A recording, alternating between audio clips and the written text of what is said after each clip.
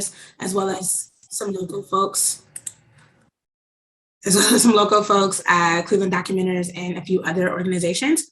The goal behind this was to identify the ways that Cleveland Votes contributes to the ecosystem of the city and the footprints that we leave along the way.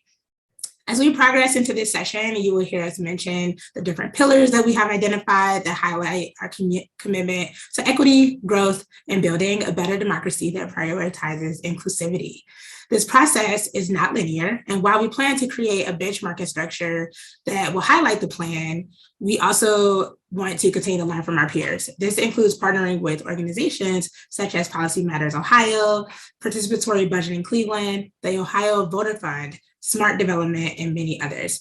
Thank you all for taking the time to learn more about Cleveland Votes as we embark on this journey. I also would like to let everyone know that we are recording this, and if you can just give a thumbs up in chat, just so that we have your consent. I also would like to acknowledge the land that we stand on, and that is the Haudenosaunee Confederacy, the Anishinaabe Confederacy, Wyandot, Catawba, Tudelo, Saponi, Lenape, Shawnee, Miami, Kickapoo, and Erie tribes whose land that we stand upon. And with that, we are going to kick it over to our Executive Director, Erica Anthony. Thank you so much, Lee. Good evening, everyone, on this beautiful Thursday afternoon, evening here in Cleveland. Mother Nature is being very kind to us today. I'm going to go slightly off script. Hopefully Leek doesn't kick me underneath the virtual table here. I would be remiss if I didn't take this moment at the top of this event to thank and acknowledge and appreciate the Cleveland Votes team, present and past, because there's some of those in the room too. I think everyone in this room knows that nothing can get done by yourself. It truly, truly is a collective effort. And I hope tonight you will see what that looks like in action as you hear from our partners. But I do want to acknowledge the hard work. Some of the staff started in April, some started 2 weeks ago, but they have magically, in all their amazingness, pulled together 2 days worth of amazing events for yourselves here and our community at large. So just want to say thank you. Again, as Leek said, I'm Erica Anthony, the co-founder and the executive director of Cleveland Votes, and it is truly my honor to be with you all this evening. Throughout this evening, you'll hear little bits about our plan, but I would like to start with a letter that I had the opportunity to write throughout our strategic planning process. Our consultants, who you'll hear from here in a moment, at one point, probably 3 or 4 months ago, asked me about my goals, my aspirations. And I knew that that could not be limited to myself, this organization. It really is about the community at large. So what you'll hear here in a second is really just the inspiration that I felt in my heart and my spirit that I desire and aspire for the city that I have the great fortune of calling home. So with that, a letter from me, the executive director. The path to a more equitable democracy starts with us reclaiming joy. Joy must be felt by all. Therefore, it is our collective responsibility to do our part to realize this joyful spirit in ourselves, first and foremost, and together with our fellow community members. As one of my favorite artists, Lauryn Hill, so eloquently asked, how are we going to win if we ain't right within? As Lauryn Hill has said that line over and over again over the years as I've heard her song, it really has resonated with me. For me, acts of joyful expression can take many forms, from simple acts of compassion, empathy, forgiveness, to grace, kindness, and respect. However, too often, even these simple acts can seem insurmountable to most people. We know all too well and witness far too frequently the ways in which systemic racism and the wicked problems of our nation create division, disparity, and despair.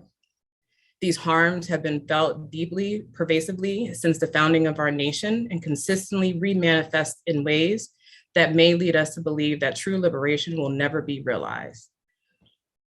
Historically, disenfranchised members of our community, Black, Indigenous, persons of color, LGBTQ+, persons with disabilities, and women, have taken the brunt of the systemic failures that disregard and disrespect our sense of belonging.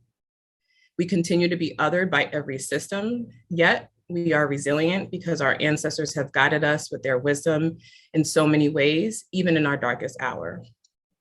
Over the last several years, we've seen acts of joy exhibited through mutual aid and acts of solidarity. When the systems and the institutions that are in the rightful position to show up and show out for us in a rightful way fail to do so, we don't allow that to deter us. We pull together our collective assets and we make a way, we find a way. While trauma may be carried in our DNA, another shout out to another artist, there's also royalty inside our DNA. And for that, I'm grateful. This moment calls for us to be more communal and participatory, and to develop practices that embrace accountability and solidarity. This moment calls for us to set aside performative activism and instead create action that will lead to true change for our community. This moment calls for us to creatively design and experiment with building the practices that uphold the future state that so many of us desire and desperately are working towards. Ultimately, both this moment and our future state requires collective healing. Even if this more liberated state seems impossible or unachievable, we all must dig deep and remember all those that came before us. We are literally standing on the shoulders of our ancestors who had significantly less than most of us have today. Therefore, we must harness that ancestral power to propel us to be in a steadfast quest for our future. This journey will not be absent bumps or roadblocks, but if we can collectively co-create this vision, channel each of our gifts, and agree to create the space to establish trust with each other, then we're gonna be all right, y'all. So with that, I am grateful, I am so appreciative, and I am inspired by each of you for your presence tonight.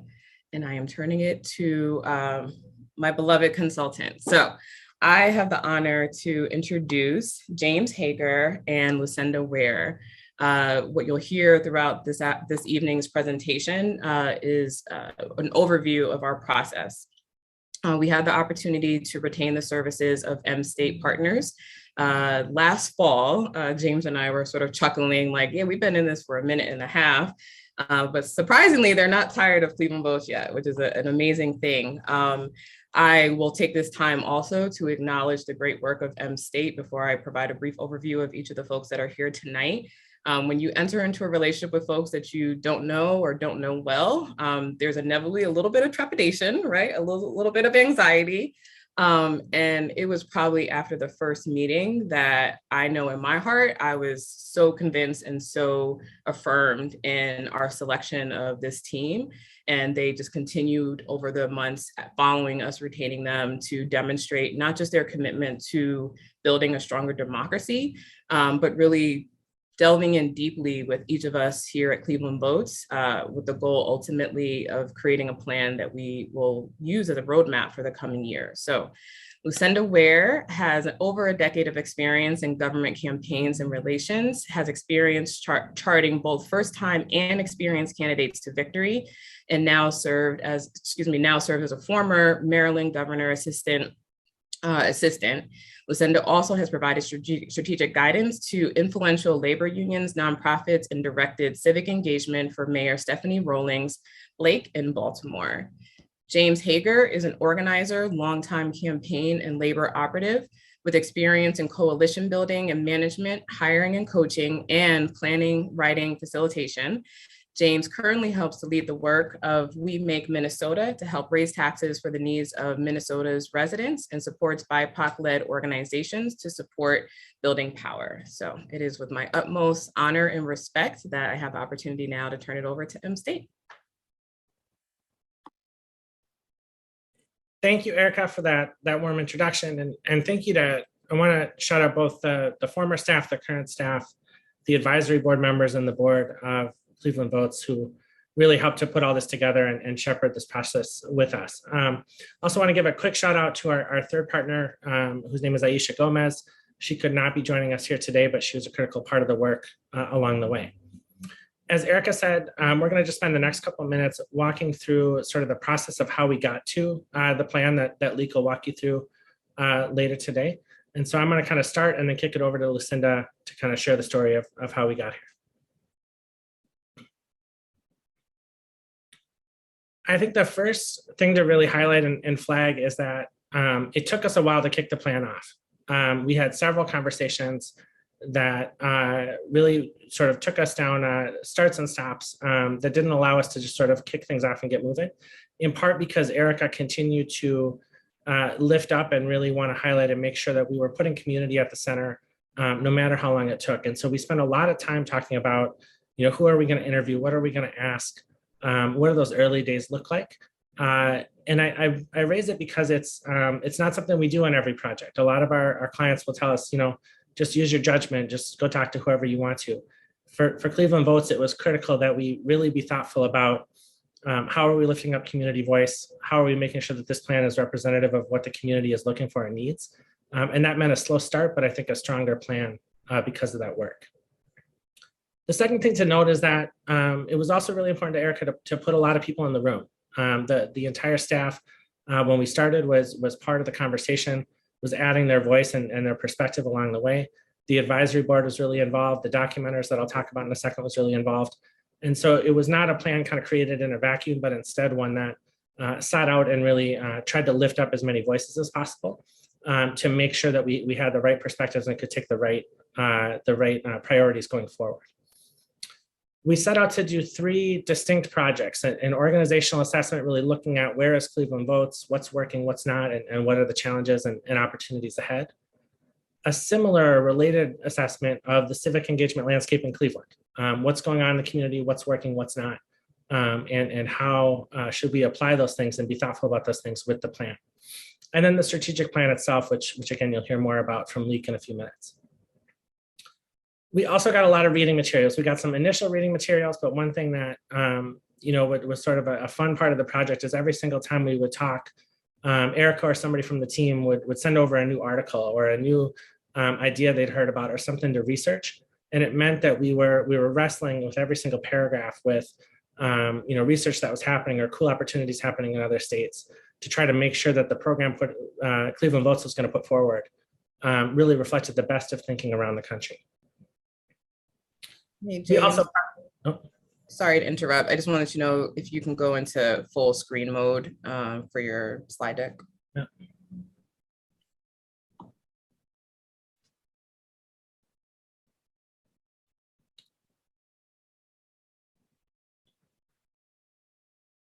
So mention the documenters, and you're going to hear more from them in a little bit, but they were a really critical and sort of inspiring part of this strategic plan.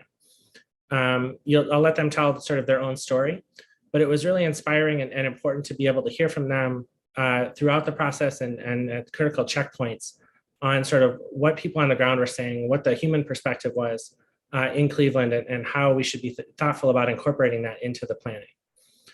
It was a unique approach in that Erica was clear from the beginning. We should be, yes, talking to every single partner organization, to talking to as many members of the ecosystem as possible. But as part of that, we should also be talking to a corresponding number of people on the ground. And the documenters are the ones who really drove that work and lifted up those voices. And Rachel and Lawrence provided, I'll just say, a critical gut check at key moments of the plan, making sure that what we were putting forward and what Cleveland Votes was trying to aspire to really reflected what people were asking for and what people were prioritizing, what the people of Cleveland were looking for. I'm going to turn it over to Lucinda, who's going to talk a little bit more about the outreach we did, and then the organizational assessment and the landscape assessment and what we learned along the way. Thanks, James. Hey, everyone. Good evening. My name is Lucinda Ware. I'm a partner with M State Partners, and my pronouns are she, her. Very excited to be here tonight. I think the biggest thing that I want to start off when we're talking about outreach and engagement is I just want to start off by thanking everyone who participated in this process of building a strategic plan for Cleveland Votes. It's not easy. There are a lot of questions and a lot of reflections and a lot of deep dives that we do and that we work with as a firm. And sometimes it is not always easy to be open and honest and transparent. Many of the participants, of course, are just meeting us for the first time, and we're asking them to be as upfront as possible so we can work on the success and build on the success of Cleveland Votes. So we really, truly appreciate all of the participants. Many of us are here with us this evening. On our first point in this outreach and engagement process, we participated in numerous one-on-ones with over 47 staff members, board, community partners, democracy builders, and funders all around Cleveland and from the Cleveland community and all around Ohio. We also provided, in addition to these one-on-one meetings, we also provided surveys for board members and external partners and grantees who have been part of the Cleveland Votes process to be able to get their feedback and hear how they felt about how things have been going so far and what they would like to see change and improve and grow. As I mentioned before, through all of that, working through challenging questions, making sure that we were staying in contact with everyone. Many times there were follow-ups. Supporters had left the meetings and left these one-on-ones, thinking about other points and approaches that maybe we hadn't touched on, and that was super valuable and a very valuable part of this process for us in making sure that we reported back to Erica and the rest of the Cleveland Votes team and talking about how to be able to move the strategic plan for the organization forward. And James, I'm going to head over to slide number 4. For us, the next process is talking about the organizational assessment. Serious love and serious need.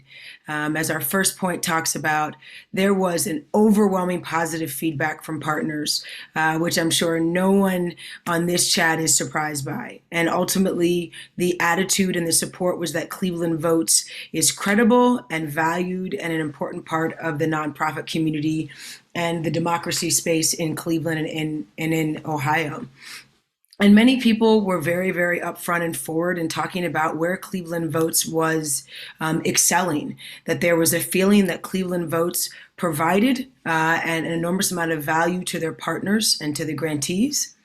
Cleveland Votes brought a tremendous amount and continues to bring a tremendous amount of energy and culture to the community and to the space. They are leading the way in their own lane and in their own path. There is a new process here, and as we said, a new energy that Cleveland Votes is bringing in helping to change the work that is being done, whether it's cycle to cycle or even of the off cycles, when we talk about trainings, when we talk about democracy, when we talk about registering individuals to vote. There is a new path here that Cleveland Votes has brought that is very much valued in this space. Many people in the community felt that Cleveland Votes was meeting individuals where they were, which is wonderful and a great way to build relationships and to build outreach and engagement. It is a very inviting and warm organization that was very valued, and that interaction is valued. And then also, and so it's an important part of this is hiring and the talent and the team at Cleveland Votes. Erica and the rest of the Cleveland Votes team continues to bring on really smart, talented individuals onto the organization who are fighting for the work and the mission and the purpose and understand the drive of the organization and where the organization wants to go. And that is very hard to do for any group, for any sector, whether public or private, and is very hard in the nonprofit community. And Cleveland Votes is very much succeeding in that space, which is wonderful. And then, to no surprise, because of the success and the positive energy of Cleveland Votes, people are wanting more. They are wanting more opportunity. They are wanting more guidance. They are wanting more community involvement from the organization.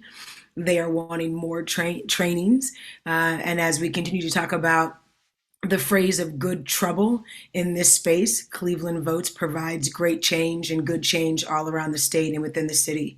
Many of the partners and the board members and the grantees and the supporters of the organization very much look forward to and have set a very high bar for the organization going forward.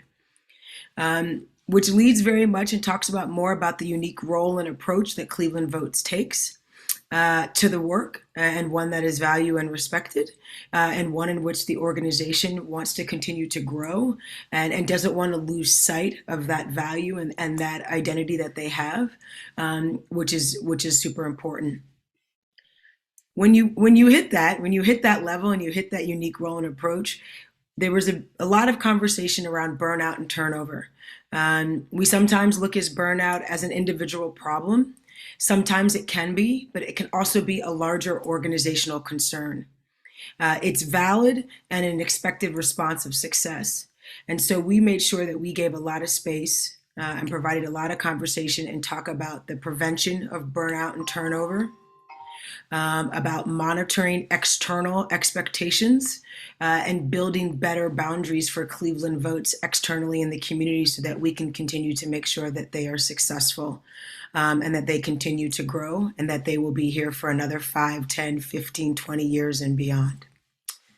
James, I'm going to move on to slide 5. Thank you. Landscape assessment, challenges and opportunities in Cleveland and in the larger ecosystem. I think the first big one that everyone here is probably very much aware of is, whether it's past, specifically maybe in the past, maybe in the current, and hopefully not in the future, the lack of a response from government to the community and to the nonprofit space. We spent many time talking about what that looked like, how Cleveland got to this space and got to this place, and how Cleveland votes would be able to influence and help change it. And a lot of conversation about the future of Cleveland and the future of Ohio when it comes to public service and government, and how Cleveland votes can respond, and how at times it can be good and it can be negative, but overall how we can change those relationships and change those expectations and then be able to influence government. We talked about a lack of sustained funding within the ecosystem and in the ecosystem. And statewide partners are not necessarily as focused on Cleveland. There's a lot happening in this country, as we know, and a lot happening in Ohio. And there's a lot of need and a lot of demand as we see a lot of lows taking place. And so many times on the local level, organizations and nonprofits are negatively impacted. And Cleveland Votes is no different. And so we talked about how there were various groups within the nonprofit community who were working cycle to cycle in regards to funding.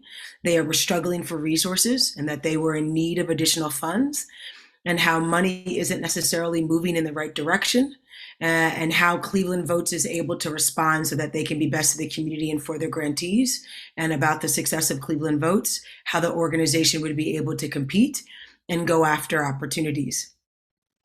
With that said, all of that talk brings this opportunity of greater and brighter days. Currently, of course, with the relationship that Cleveland Votes has, a very strong and substantial one with the current mayor, Mayor Bibb, which is super exciting.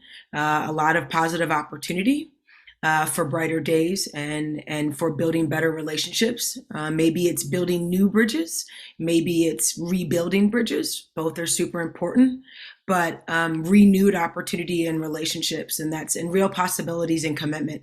And that is something that the Cleveland Votes team is super excited about and wants to make sure that they are front and center and a part of these moments. And then also serious energy from commitment from local partners and organizers. And that very much ties into the one-on-ones and the surveys that we conducted from the jump. Every single person that we connected with has a serious energy and commitment to Cleveland and wants to make sure that they are partners and working hand in hand with Cleveland Votes. And that's super exciting and also very rare to find. And so that is very much something that the board and that the staff is very much looking forward to, wanting to capitalize on those relationships and those commitments and the energy so that they can raise turnout and fight through the current moment, building permanent resources as a larger nonprofit community, helping to support the board as they help to build the organization, and making sure that the organizations as a whole are building to fight against the larger problems that are happening in Cleveland and in Ohio. And it was a really wonderful process, and we thank everyone. It was super exciting. Sky's the limits for Cleveland Votes and for the community. Thank you so much. Thank you so much, James. Thank you so much, Lucinda. James, you just hopped off mute. So I was going to do one quick more. So the last piece then of the process was sort of applying what we learned from that landscape assessment, the organizational assessment, from those conversations to actually writing the plan. And so we had dozens more conversations with the team, with Erica, with partners, and with the board to really make sure that we were creating a plan that meets this moment, and also to get some pushback and make sure we were sharpening and being thoughtful about the challenges that we would face, Cleveland Votes would face along the way. Erica rebuilt the team, and in doing that, expanded the staff and did so in a way that sort of would be thoughtful about that burnout that we talked about, and making sure that the team was ready for the hard work ahead. And then the last point is just to say that, as we completed the plan, and I'll turn it over to Lique in a second to actually lay it out, it was done so really trying to be thoughtful about this moment in the city, this moment in the state, and in the country, and making sure that the organization is pushing every boundary it can to meet that moment for people, for community, and for our future. And with that, we'll give it back to Lique.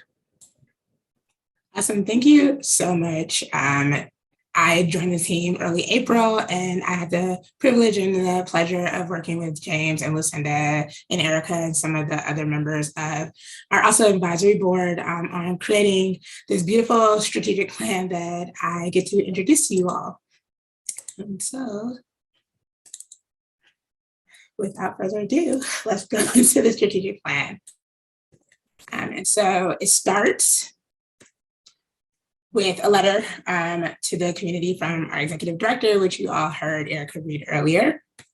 And, before we get into the present and the future, we have to talk about the history of Cleveland Votes. And it's a very beautiful history. It is a Black-led and started organization by two wonderful Black women, Crystal Bryan and Erica. They started Cleveland Votes to fill the voter registration void for individuals incarcerated and also reentering society.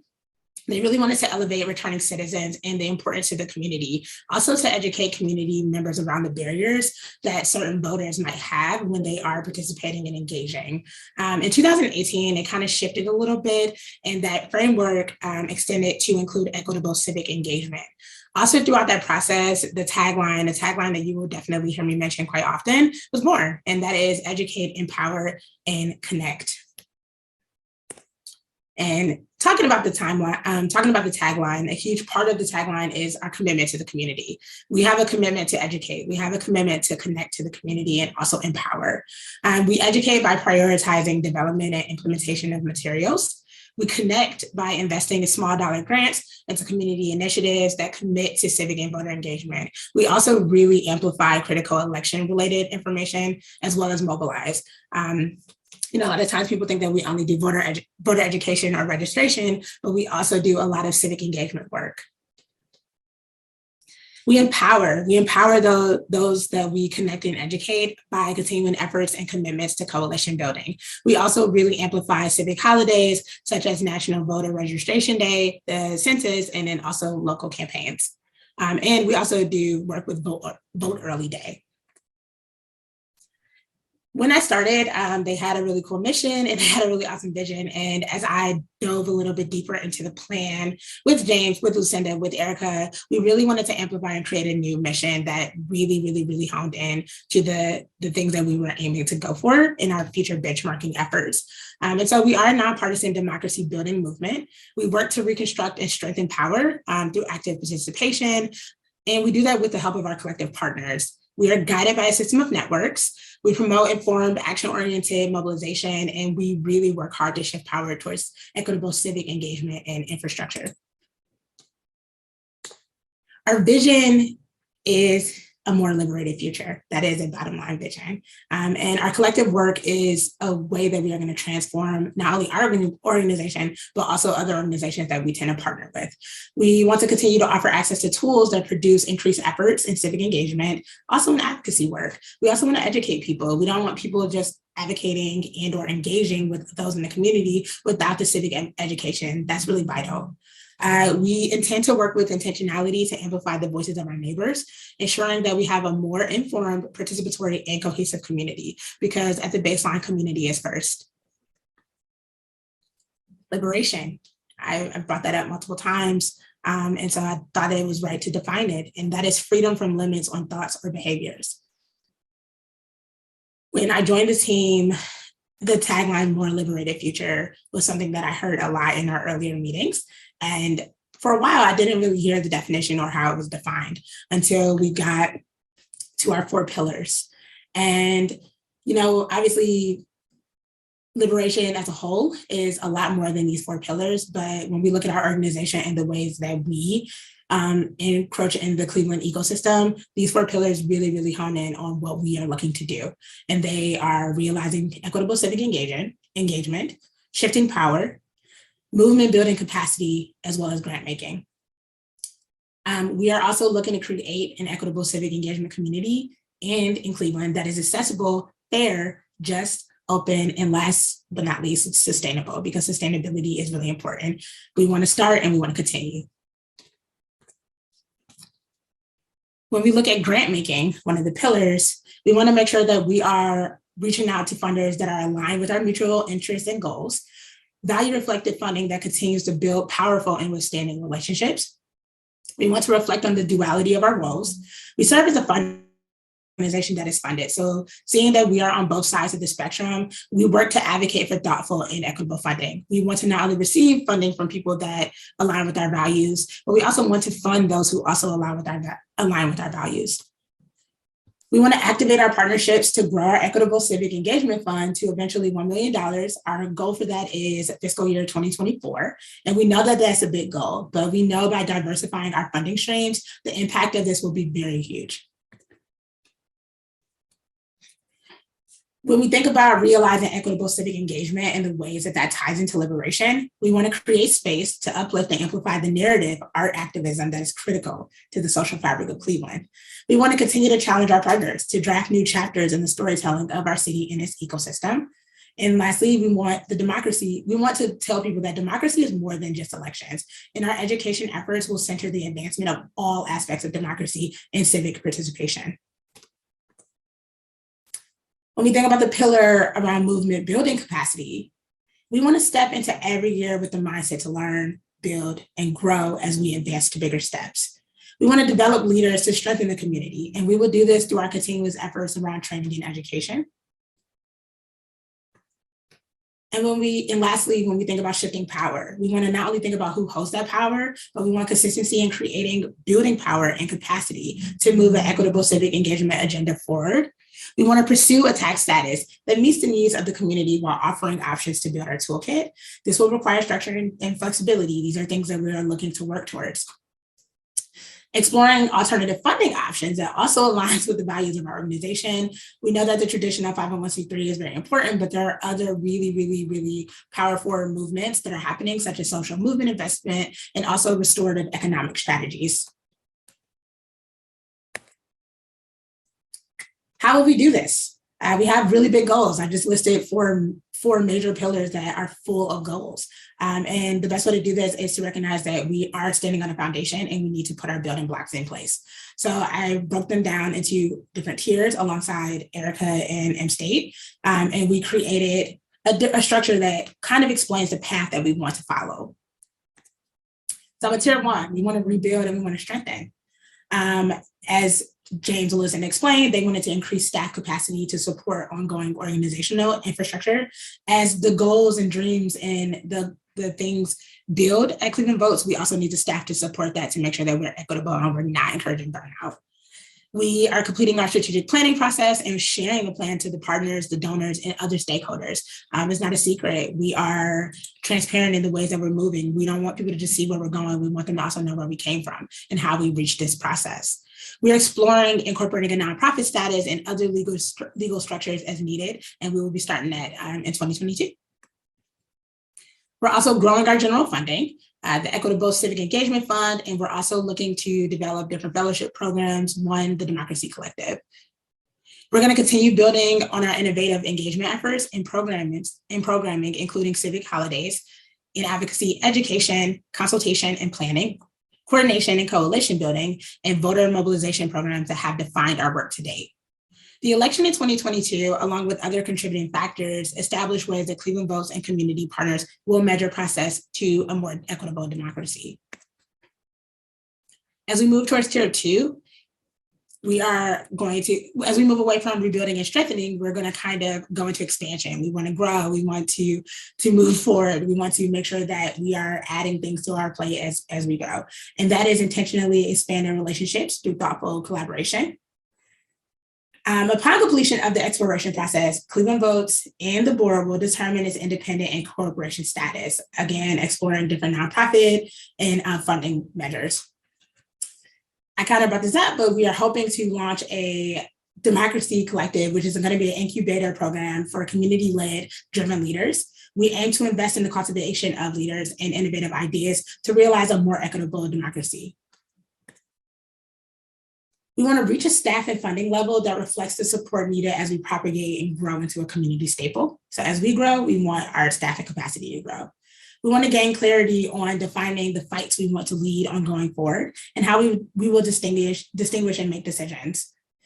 We want to expand our speakers and training bureau to offer both a broader suite of opportunities to build power and capacity and to develop a broader set of trainers and advocates. As we move to 2023 and the elections next year, along with other contributing factors, we will establish the ways that Cleveland Votes and their partners will measure progress towards a more equitable democracy. So as each tier expands, we will always end it by continuously tracking. We have different forms of data that we're looking to collect to help us tangibly look at the ways that we are changing. Partnerships. As we expand, so will our partnerships and the ways that we continuously partner with folks around the city. We want to build a team to reflect the work and capacity we are working on. We want to grow that Equitable Civic Engagement Fund to $1 million. Again, we're looking to hopefully start that in fiscal year 2024. We want to expand partnerships and support for our partners to a level that meets the needs of a huge election year, while also continuing to advance and define the work that we're doing beyond elections.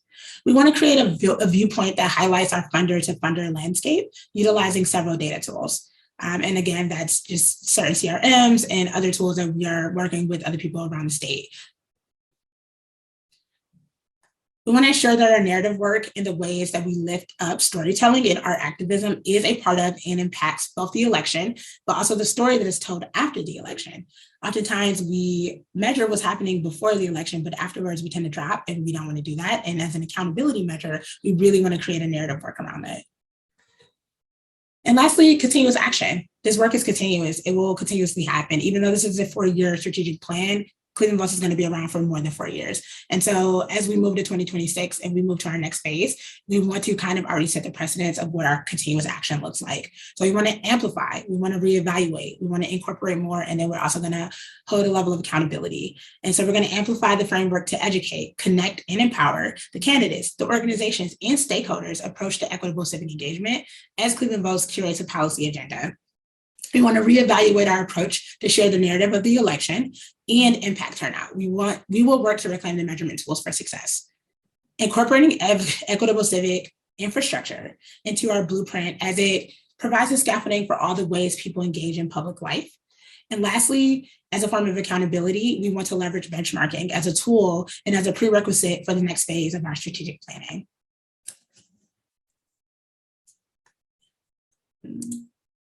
I want to thank you all. That is the overall view of our strategic plan. There is going to be a link at the end for you guys to all download it and read it at your leisure, and email me with any questions, comments, or concerns. And as we kind of talk a lot about narrative work, I am really, really excited to introduce our next speaker, who is Rachel Dissel from Cleveland Documenters. And Rachel's actually going to talk a little bit about her work. She was a very large part of the strategic planning process. They did a lot of the work prior to me actually joining the team, but I have had the pleasure of talking to Rachel and just finding out more about Cleveland Documenters and the work that they have done. And so I'm going to kick it over to Rachel. Thank you so much. Hopefully everyone can hear me. I just want to acknowledge that we've been in this room for like 45 minutes and we all just heard so much information, right? And a lot of that information is about all the work that we still have to do. And I'm excited to share about Cleveland Documenters, but I just wanted to say that it's a lot, but I'm feeling good about the work that we're going to do going forward. So I wanted to point out that I'm honored to be here to represent Cleveland Documenters, the community of documenters, and as a member of Cleveland Votes Advisory Board. But I am just one of many team members with Cleveland Documenters, some of whom are here. I believe Lila Mills is in the room, and I also believe Doug Brill-Patoric, one of our team members, is in the room. So I'll give you a quick little overview for those of you that haven't heard. Cleveland Documenters launched during the pandemic, and it was launched as an effort with a pretty simple mission to pay and train residents to attend local government meetings and share what happened in those meetings with friends and neighbors and community members through written notes and live tweet threads. Lila Mills, who really championed bringing documenters to Cleveland, likes to call it a civic side hustle, kind of like driving Uber or DoorDash, but with an added bonus of collectively holding power to account. I just love when she says that because it sounds fun to me. So in just about 18 months, more than 500 residents have been trained to document meetings, and many more have also participated in our community of practice or took our public records text course to learn how to get public records from the government. We really started building a strong community of curious people, who just love to meet every month to discuss what they've learned in meetings, to figure out how to explain local government to folks, and to really kind of ponder and decide how to go deeper with special projects and other things that we can do. Things like building databases on how the public wants the American Rescue Plan Act money to be spent, or what roads the city might be paving. In other cases, we've done interviews with friends and neighbors about the tough decisions around vaccines, or what people know and what they don't know about judges that are being elected to the bench here in Cuyahoga County. So really, I think that Cleveland Documenters is providing a needed public service, but also an entry point for equitable access to systems that often are opaque to residents who don't know a whole lot about them. And so I think in that, I just want to say that what we've heard from documenters many, many times is that after documenting, they have a better understanding of how local government works. And they also feel more equipped to share that information with others. So that kind of takes me to our collaboration with Cleveland Votes. I think after hearing some of that, you might understand that our missions are very aligned, and that the opportunity to contribute to the vision that Cleveland Votes is building was really a perfect fit for documenters, because we strive to amplify community voices from all corners of the city and county at every step of the process that we have for the work that we do. And not just the same voices that are always heard. The one that great thing is that people get to talk to friends and neighbors about this stuff. And so really it is the whole community. So for this project, Cleveland Documenters, our team and the documenters who participated, they helped to decide what questions we needed to ask the community members about civic participation. We had office hours, good conversations, we discussed, and they came up with these questions. And then they went out there and they were paid to conduct interviews with about 40 Cleveland area residents. So sometimes it might have been their neighbor sitting on the porch. Sometimes it might have been a coworker. And they recorded these interviews, and they really explored what civic participation meant for residents, the parts that got them excited and brought them joy, and the many, many barriers, trust barriers and access barriers that were keeping them from fully participating in government and in democracy, and sometimes in their communities. The good news is that people that were interviewed, even those who were really frustrated, told documenters that there was a range of issues that they cared deeply about, and that they really were trying to find ways to show up and invest their time and energy, whether it was delivering meals to folks or registering people to vote. And so we wanted to close out by just bringing a few of those voices into the room, because it just makes sense with everything that we do. And so we have a few snippets of the interviews just so y'all can hear them. The interviews that documenters conducted, put together by Lawrence Daniel Caswell and Paul Rocheford, who are two members of our team who couldn't be here tonight, because at this very same time, they're conducting a documenters civic tech community of practice, where documenters are working on creating tools for the community to use.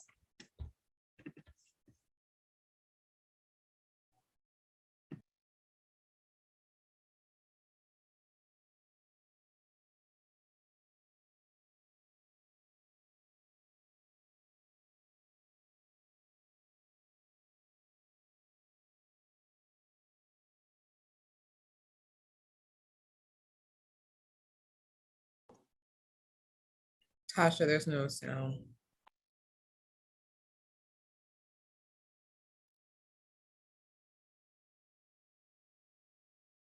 Participation, what does that mean to you primarily?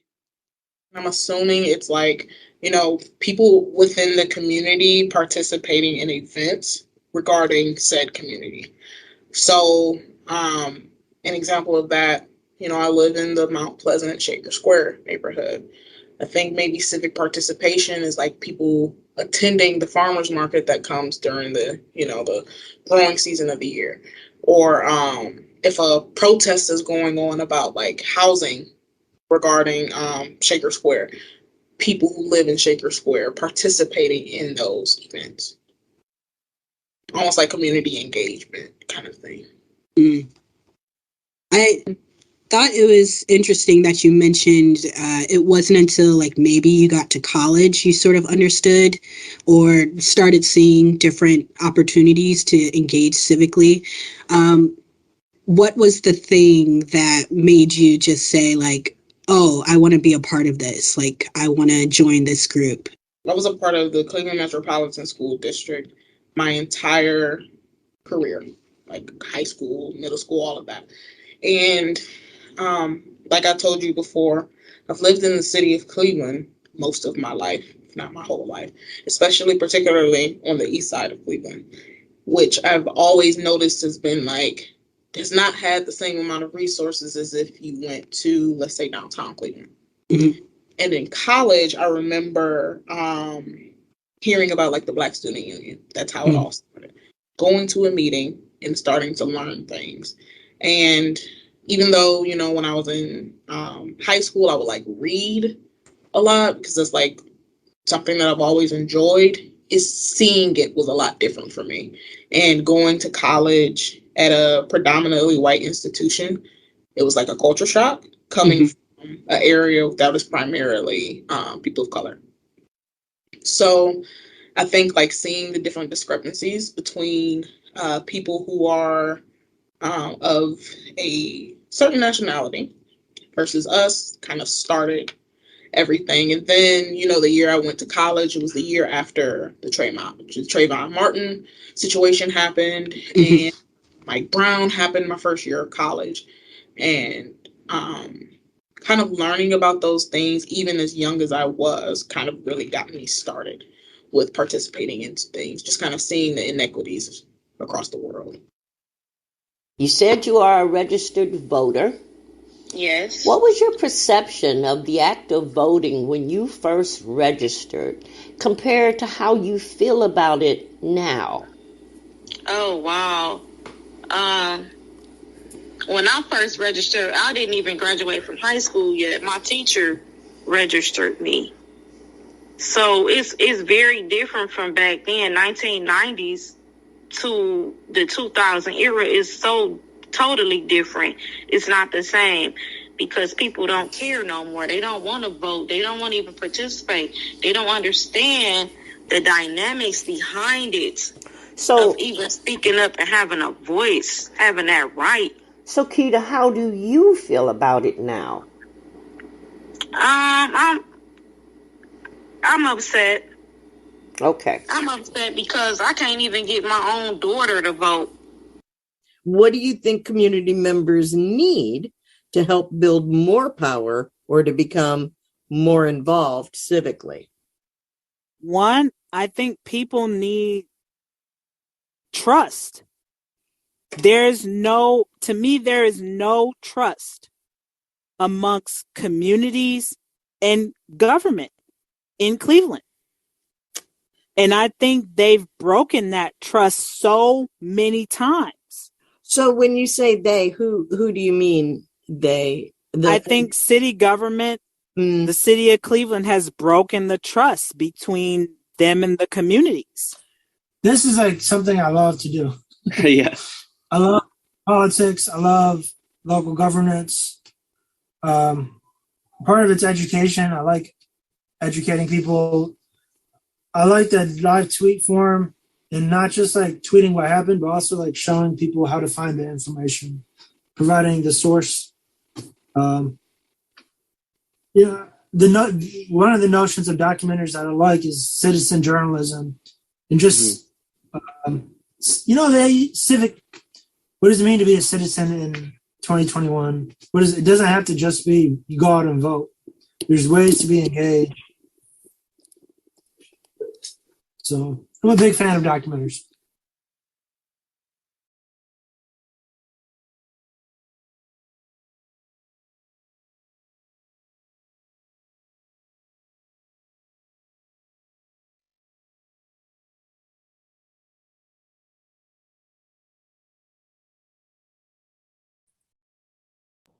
Thank you so much for that. Again, thank you, Rachel, for representing Cleveland Documenters and also for the work that you all do. We really, really appreciate it.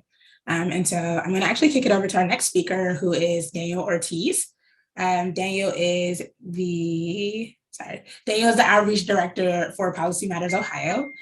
He's bringing years of experience in organization, strategy, education, and voter work advocacy. He also helps to develop programs that connect policy matters research to the community. And so he is here to talk about the work and the research that they did, specifically how that kind of connected with the work of Cleveland Votes and our strategic planning process. So without further ado, Daniel Ortiz. Awesome. Thank you so much, Lique. And I am so grateful to be here with y'all this evening. As you heard, I'm Outreach Director of Policy Matters. We do advocate for a more prosperous, equitable, sustainable, inclusive Ohio through advocacy, strategic communications, and researching coalition support work. And I'm just so honored to, continue to partner with the team at Cleveland Votes, especially grateful for the work we were able to do last year on this project alongside the team at HIT Strategies, thanks to funding from the George Gund Foundation. But we conducted some research last summer of last year, focused on exploring Clevelanders' attitudes on civic action and power. And, as a part of that, we did a series of 7 focus groups and a baseline poll with 700 respondents. And of those 700, we had 600 what they call low propensity, what we call high potential voters, and another 100 folks who are not registered voters at all. And, across that work, in focus groups and in polling, we did oversamples when possible and engage segments of folks in the Black community, the AAPI community, Latinx community, as well as young white voters. And, this research process was also done in community. It was done with a table of partners with many discussions to gather feedback on what we were going to be asking in the focus group survey, as well as the polling survey, and doing regular report outs on progress. So there are 5 key findings, top lines in a polling memo that hopefully we can share. First thing, and we, I think, made it a point to say this before the election is, when we look at voter turnout, oftentimes we hear prevailing narratives, but we wanted to be clear about saying one thing is that folks, in Cleveland are not apathetic, but actually lack information. People care a great deal about what's happening in their community, but they're not connecting it to voting. Another one of the top lines is, I think, building right on top of that, that people are concerned about their communities and care about improving them, but they don't trust local elected officials to enact the change that they want to see. I think we just heard from our friends at Cleveland Documenters. And, that lack of trust, I think, underscored another point, which was, when we were doing this, again, mostly during summer of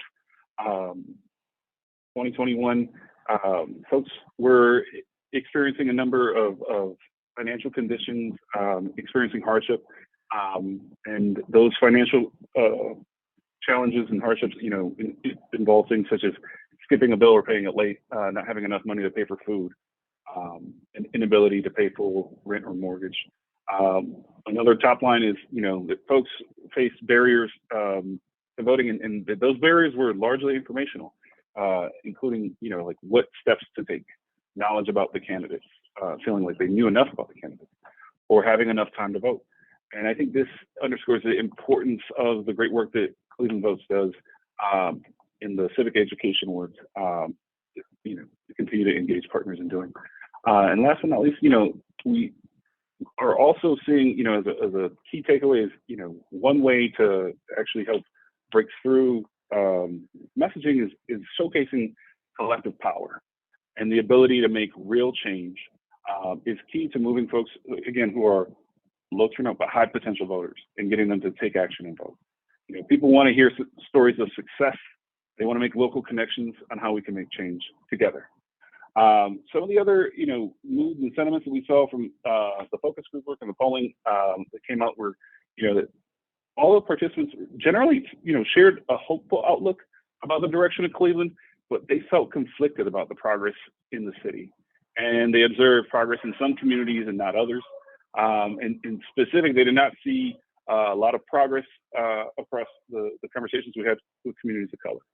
I think what we've already heard, but just to reiterate some of these points around attitudes on Cleveland government, most of the participants had mixed views of Cleveland City Council members, with some reporting responsiveness from the representatives and others, really acknowledging that they, needed to learn more about their local representatives, or some who felt that, they weren't being heard by their local city council members.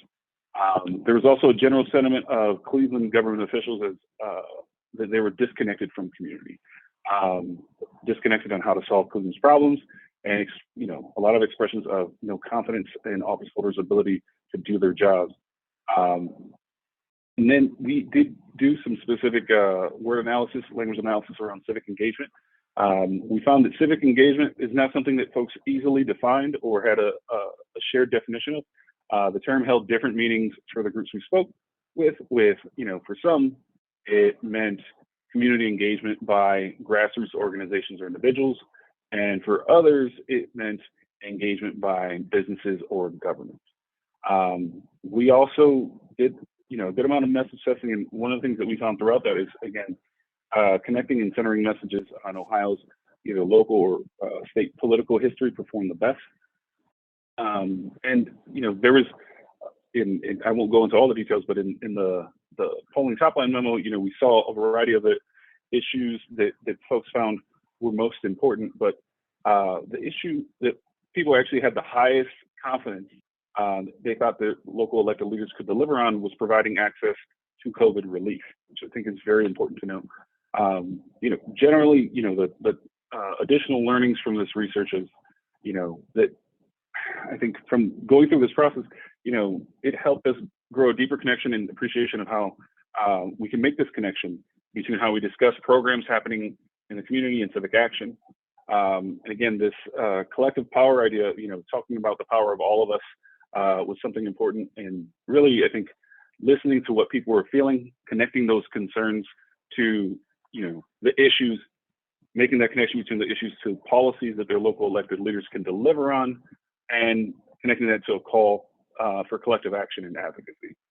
The other part of this is really the importance of telling the story of impact.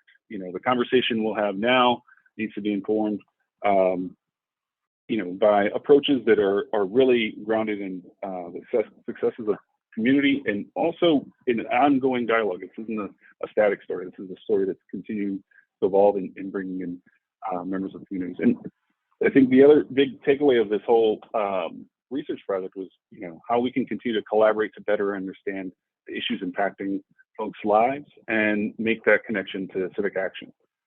Going forward, Policy Matters and myself are excited to continue to collaborate and to look at, data-driven communications approaches and ways to provide, programmatic support to groups who want to connect the issues people are facing to civic education on the voting process, ways to advocacy strategies for policies, and taking collective action. So with that, I'll hand it back to you, Lique.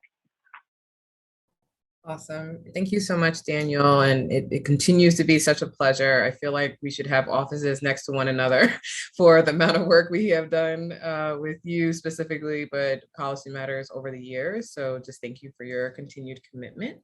I am going to introduce our next set of speakers. I just want to double check, Jennifer, that you have access. You should be receiving that here momentarily. And while that happens, I'll just do a brief introduction. So Jennifer Lumpkin and Molly Martin are here to represent Participatory Budgeting Cleveland. Jennifer is a catalytic strategist and community organizer for civic engagement and is the founder of creative community builders and organizer for My Grow Connect. Jennifer carries experience in community coalition organizing, ranging from her history on Cleveland Votes and going back to her time in Washington, D.C., which was the foundation towards her intercultural farming. We also have with us Molly Martin. Molly, with a background in advocacy and public policy, has a passion for housing justice and anti-racism. Molly works with the Northeast Ohio Coalition for the Homeless, or NEOC for short, and is also an advisory board member of Cleveland Votes and a coordinating committee member of Participatory Budgeting Cleveland. So with that, just confirming, Jen, that you have co-host access, which the screen is up, so I think you do. So I will turn it over to you. Thank you so much, Erica, and thank you, Cleveland Votes, for having us. We're really excited to share State of Democracy as it pertains to Participatory Budgeting Cleveland. I have been one of the organizers for Participatory Budgeting Cleveland since April 2021, and we have about 20 or so steering committee members that we're made up of residents, organizations, and this is just kind of a quick sort of overview and pictures of how we've been able to evolve from April 2020 to today. So we actually began to organize and understand what community engagement would look like virtually as we kind of had to launch this campaign during the summer of 2021. And so house parties was sort of our mechanism for really engaging a number of different groups and folks throughout the city to, number one, share what participatory budgeting is, but then also get a sense of how they would spend public funds if they had an option. So we used Jamboard as a way to really kind of mitigate the issue of being virtual, to really collect all those ideas. And we came up with some main pillars that seemed to be sort of the categories that folks were interested in kind of filtering public dollars into. The very first house party, we're happy to say, was with Homeless Congress at NEOC. And we actually had this story covered by IdeaStream pertaining to the federal COVID dollars being spent. And just a note, we are looking at the ARPA funding as sort of a pilot to test run what it would look like to actually implement PB, but we are hoping to implement PB beyond ARPA spending. In June 2021, we had our first PB 101. As Cleveland Votes mentioned, education is one of the primary sort of avenues that we're looking at to inform folks and also engage them in a way that leaves them feeling knowledgeable about what participatory budgeting is, but then also how, right? The process of how is what we're really trying to push home to folks. So that PB 101 was sort of the first step in educating folks about what participatory budgeting is.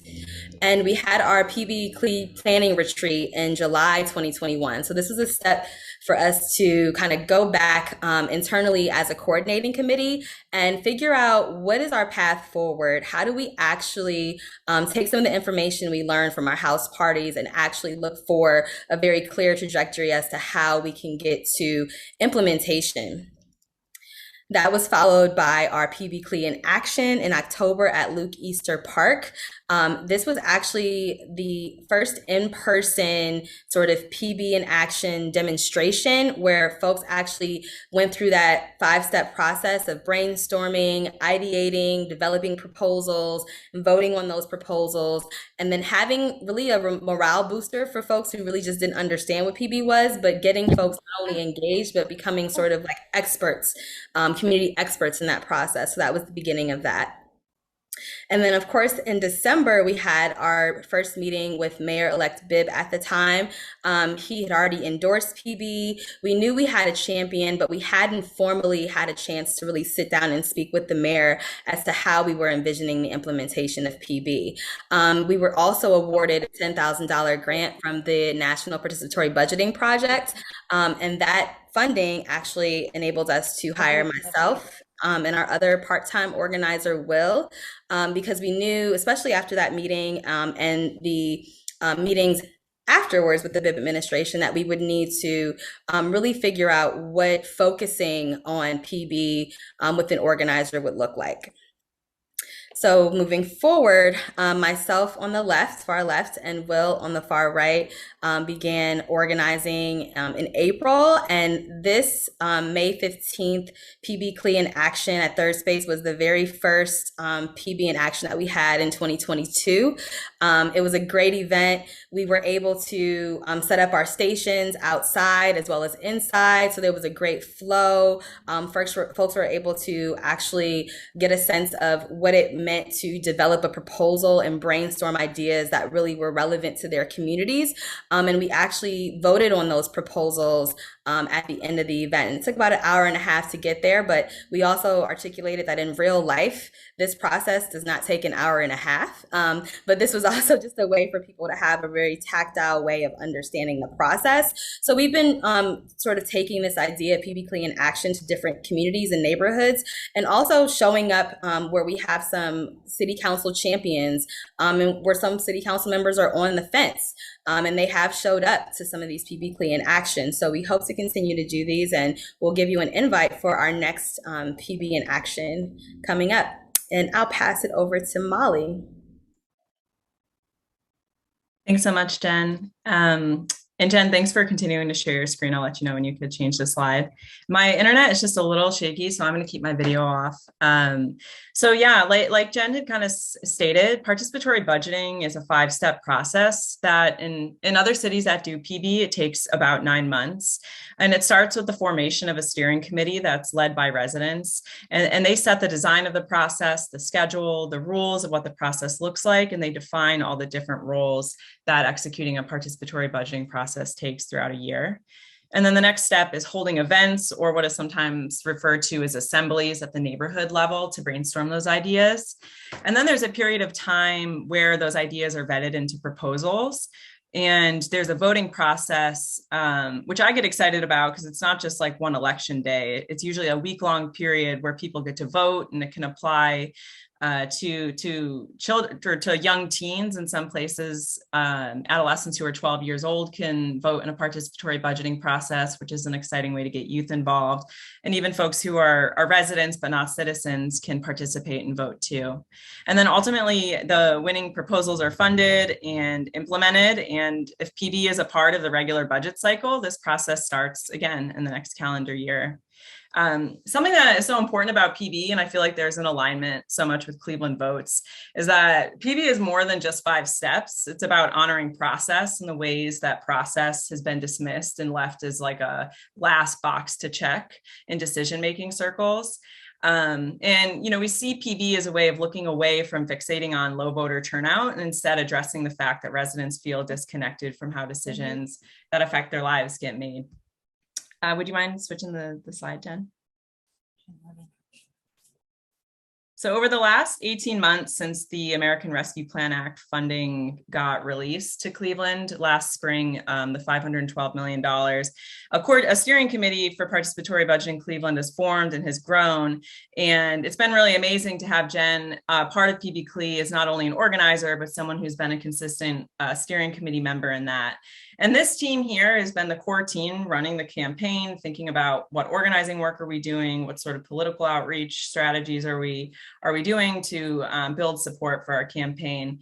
And we've asked the city of Cleveland to allocate $30.8 million of ARPA to a PB process that would enable residents to decide. And that number is symbolic of the poverty rate in Cleveland, which is for the folks who should be most centered in decision-making. Just a couple of reflections. You know, I've been back in Cleveland for about 3 years, and I've learned very quickly that the organizing community, the advocacy community here in Cleveland, that's working to challenge the status quo of how things are done here, is a small community that we want to build and grow. And there are reasons why that's the case, and the way that community organizing looks the way that it does in Cleveland. And I think at the heart of PB CLE, we see that it requires building people power. And it's been awesome to have Cleveland Votes as a partner in this campaign, because I think there's mutual understanding that not only does democracy have to happen outside of elections, but it has to be done in an equitable way, which requires centering communities that have been historically and deliberately left out of decision-making spaces. And it requires giving them power and a say in how things are done. So, city council is on summer recess. We're really lucky to have support from Mayor Bibb, who repeatedly in the media and in public spaces has talked about his support for participatory budgeting. And we have this coalition of about 500 supporters, and that includes 70 organizations and even some local funders who believe in participatory budgeting and see it as a way for elected officials to be responsive to community needs and to deepen people's understanding of local government. And we're excited to have continued funding, as Jen mentioned. We're going to be doing more organizing work this summer and this fall to build more resident support and to deepen engagement and education around what is participatory budgeting and why should people care about that. So for this steering committee, we're eager to get more residents engaged and more organizations in different pockets of Cleveland involved in this, since we're really still fighting for a win that's led by residents. And that requires ongoing capacity and power to mobilize residents to call on City Hall and council members to support PB CLE's ask. So I'm going to hand it back to you, Jen, to talk about just some upcoming events that PB CLE has. Thanks so much. No problem. So yes, we are inviting you July 6th to the Friendly Inn. This is our next PB in action. It's at 3:30. There's usually a community dinner happening at this location. And so we're really plugging into what's already existing and making sure we bring PB to the people. So we invite you to join us, to volunteer, to participate, to get a sense of what it really looks like to be empowered through participatory budgeting, but also just participatory democracy. We need some more ways to participate, like we said, outside of voting. So this is one way that you can see this in action and participate and take part in something that is definitely going to be moving forward even after the summer. And just in case you need the location, here's the address, and we actually have the website at the bottom. I think it'll be put in the chat as well if it hasn't already. And there's also a a sign-up form. So if you want to get involved, you just go to get involved at the top of the screen and you'll fill out that form and you'll get all the updates moving forward. And I'm admitting some folks into the waiting room. Sorry, y'all. And we want to just make a quick call to action. So we're here because we're talking about the state of democracy, but we're also talking about the state of you and your community. So we want you to call and email your council persons, and we want you to, of course, sign up to stay in touch. But if you don't have the contact information for your council persons, we have it right here for you. You can also refer to this Zoom and just click play and fast forward if you need to. But we have 2 different screens with all the council persons' contact information, telephone numbers, assistants, emails, and let them know that you are for PB and that you'll be joining us on July 6th. We definitely hope to see you there. And if you can join a steering committee meeting or invite others, we implore you to do so. And we're really happy to look forward to the state of democracy with you. Thanks, everyone. And thanks, Cleveland Votes. We appreciate you. Awesome. Thank you so much, Jen. So we're actually a little ahead of schedule. We have a fair amount of people here present with us. Rachel, when she started her remarks, commented that, there was a lot to digest and a lot to process, and you've heard much more. So I do want to take a pause here to open the space to reflect, ask questions. We've heard from both M-State partners and Lique going over the process and the plan, as well as hearing from Rachel and the Cleveland documenters, Daniel from Policy Matters, and just now with Jen and Molly from PB CLE. So I want you all to take advantage of the fact that you have these amazing leaders here this evening. They've provided a lot of information, a lot of different ways to get involved and activated. I will say as a point of, privilege for the space, it's like, many people know this, I get really pretty irritated, using my nice words here, when I hear, just chatter in the sort of atmosphere about folks not caring about Cleveland or not being committed to Cleveland and feeling apathetic, as Daniel was talking about before. And, I am encouraged and inspired every single day. And I know it's not consistent. Like, it's not that, you know, we don't have our challenges. We've heard that throughout this evening. But equal to those challenges is we have a lot of inspiration. We have a lot of people and organizations that are deeply, deeply committed to the work of not just their respective organizations. You've probably seen pictures of people in different slides because there's a lot of crossover. So I know many of you who are not speakers here this evening are also equally committed to impacting a liberated future for Cleveland. So I'm going to invite folks to come off mute or share reflections in the chat. I also will call on people. My husband is here tonight, so I will channel his educator energy and not be shy about calling on people. But we would just love to hear any reflections or if you have any questions for our speakers before we segue to the last portion. And Tosh, you can put it back to regular view. I know Jen is probably like, get me out of spotlight. She should be actually already out of spotlight. Okay, my bad. I had it on speaker view. I was like, I'm just seeing Jen. I was looking at you. Any questions or reflections? Don't get me calling on people.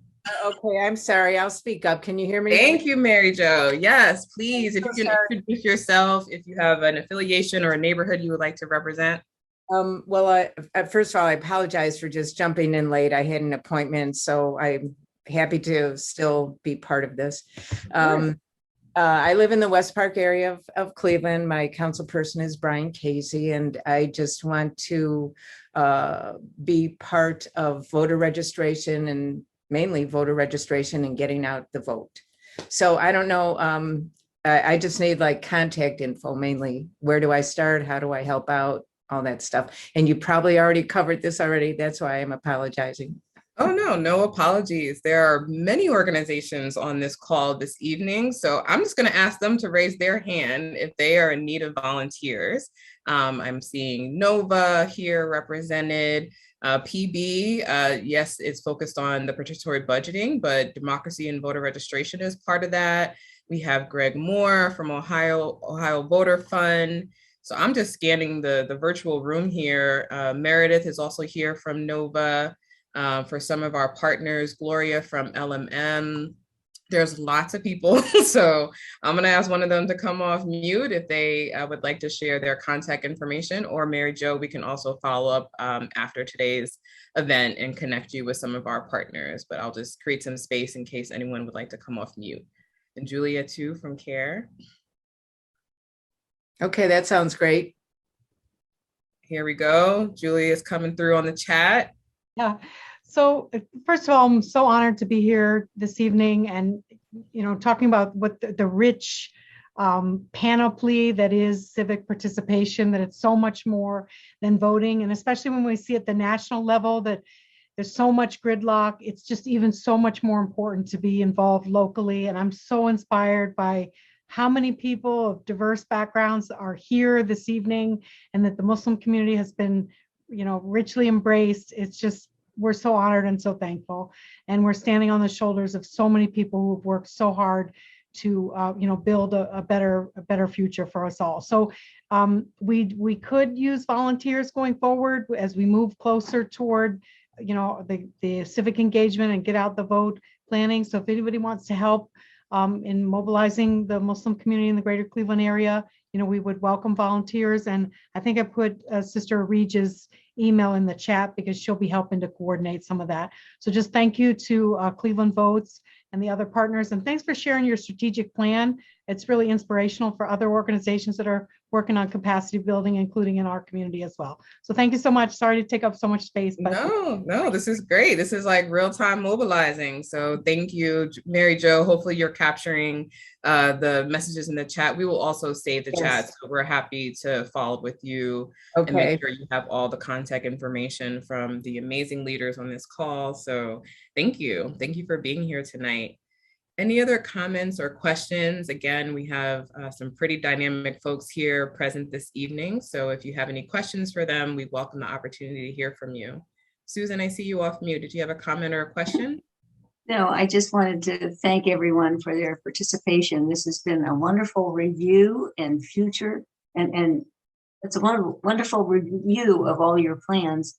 And it's inspirational for our future because we all work hard and we need this kind of togetherness and helping each other. So we also need volunteers at NOVA, Northeast Ohio Voter Advocates. So you can always call me.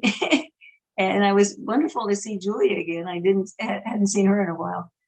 You can email or call me. I'm 216-640-3891, and it's susanalcorn1@gmail.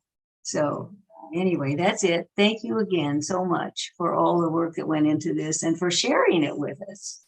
Yeah, it's no, powerful. We still have a few of our partners that we're going to hear from. I just want to also acknowledge we do have board members. Molly just spoke representing PB Clee. We have a few more board members here. So I just want to open looking around. We have Mordecai. I know Meelak, you're up next here in a moment, but just want to create space for our board members if they have any reflections or comments. If not, then we'll keep rocking and rolling. All right, so I'm going to turn the MC role back to my beloved senior strategist and allow her to take us home with these next couple of speakers. Thank you once again. Like we said, that was mobilization in action. We love it. There was a question in the chat that I do want to uplift and amplify. It was from, I believe, Ed. Ed said that they appreciated us avoiding the term apathy is disconnection, disenfranchisement, and dissatisfaction. What are the thoughts around addressing burnout and turnover in your organization and in the larger, small but mighty organizing space? I do want to give the floor to the many amazing organizers and leaders of our organizations around the city. If anybody wants to take it, that is a great question. Me personally, Ed, I would love to think on that because I want to give you a very thoughtful answer because burnout is very real. And I've been in a lot of organizing spaces where I've seen it. I also do have some literature. So Ed, if you want to drop your email in the chat, I would love to follow up with you. But does anybody else want to take it and just have a quick blurb on burnout, especially in small organizing spaces? I'm happy to start with saying this should be a third space. We should, plug to Mordecai and Trevor if he's still here. This could be a whole nother conversation at third space. That's it. Sorry, go ahead, Mike Riz. I think it's important that one, we share victories and that we share the joy of the process where we can. So part of it is you were expressing it earlier is the joy of connecting with the quality of people is the process. There has to be joy in the process as well, because there's so much disappointment in the results. Candidly, we have to draw joy from the connection that we have with each other, and that the learning has to be shared. So I think as much as we can share with each other what we learn from what worked, what didn't work, and so that each step that we take, that we do it with that's a more informed step than the previous one was, so that we know that so that we feel that each step along the way, not only are there people with us, but that we're making a more intelligent next step than we did the last time.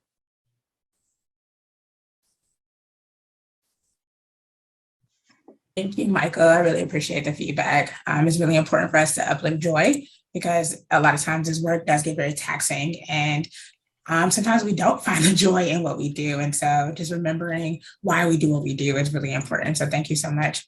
Does anybody else want to take it? I'll share something. I think especially in my time with community organizing, especially in the space of democracy building and voter engagement and education, I think one of the ways I have felt from is creating an open space where feedback and building with your volunteers, where they are often given a leadership role themselves, can curb the burnout in a way that allows them to create time on their schedule to make sure they can continue to meet the needs of what their goals are, because everyone has a different intention and a different goal in the work and why they're doing what they're doing. So if it's a singular event, if it's a reoccurring event for voter registration or even similar types of events, I think the best success I've seen is also creating events that meet not just where the community you're trying to do outreach and connect with, but meeting the needs of the volunteers as well. So meeting them where they are, creating an event that has their input, but then also might interconnect with different issues that they're facing or the community is facing. I know I'll speak soon about my experience as a grantee partner, but I know one of the things I learned, which we continued multiple times, was we turned things like people who were really passionate about food insecurity and food drives during the coronavirus into an opportunity to couple other voter engagement and voter registration opportunities. So if there's someone passionate about voter registration, but you have a group of volunteers who really are passionate about feeding their community, maybe combine these efforts so this way they can support one another. And I think all of these things interconnect, right? So how can you make someone feel who's passionate about food insecurity or housing insecurity also very passionate about how this also comes together full circle with using their power, in the ballot box and getting registered to vote. So I think finding a way to interconnect these issues that many of the volunteers might be passionate about will make it a little less, you can avoid burnout a little less by listening to what they're passionate about as well to infuse it in your work. Thank you, Meelak. I want to also just elevate the tension that at least I can say I feel and see, which is that even as an organization, when we try to shift our practices to be more liberatory, we don't operate in isolation. So like very small things that both historically and present day we've tried to do, like not have meetings after 1 p.m. on Friday, not because we're not hard workers, but we want to create space to end the week in a way that's like creating some space of quiet and reflection, or trying not to do meetings first thing on Monday morning so we can gently enter the week, right? Like have some segue time to come back from the weekend and prepare for the week. And that's hard to do if like the rest of the world is like, no, I want to meet with you Monday at 9 o'clock, right? Or I want to meet with you at 3 o'clock on Friday. So I think it's like we do have to continue to name, and I really love Meelak, and I know we'll hear more from you in a second, the way you're talking about this intersectionality, because none of what we're doing operates in isolation. Like we are whole humans, right? I say this to the Cleveland Votes team all the time, and we've had this conversation probably 3 times at least this week about being whole humans. Like I didn't hire a senior strategist just to be a senior strategist from 9 to 5. She's a whole human, as well as each individual person on the team, right? And as a leader, you have to accept that you're hiring whole humans, and it comes with everything, right? We're not immune from grief, from challenges, from whatever may be facing us in our life. And as a leader, you have to know when you have to just say stop and honor like the leaders that you have around you, because sometimes that deadline is actually more detrimental to them as individuals. So like, you just got to be like, I know we're recording, so I'm trying not to, my mama may see this, use my bad words, but you might just have to say, insert F word, and like, like we gotta not do this thing right now because like I need to be here for my team, or I need to be here for my volunteer, or I need to be here for my fellow community member, right? But again, like as a collective, the part that we have to take responsibility for is holding one another accountable, right? Because we can't control everything in the outside world, right? But as a collective, if we come to terms with shared values and trust among each other, then we can like call each other out in a way that's we're calling each other out out of love and trust. Like Cleveland Votes team and other comrades in this room right now are quick to call me out, like girl, right? My husband, babe, like chill out, right? So it's also about having that really amazing village that's going to hold you accountable, but also pushing back on the systems that don't want us to be healthy, that don't want us to thrive, that do not want us to rest, right? Like we're pushing back upon hundreds and hundreds of years of like grind. So like, again, like imagining this liberated future, Mordecai has taken us through multiple times the exercise of like What does it feel like? What does it taste like?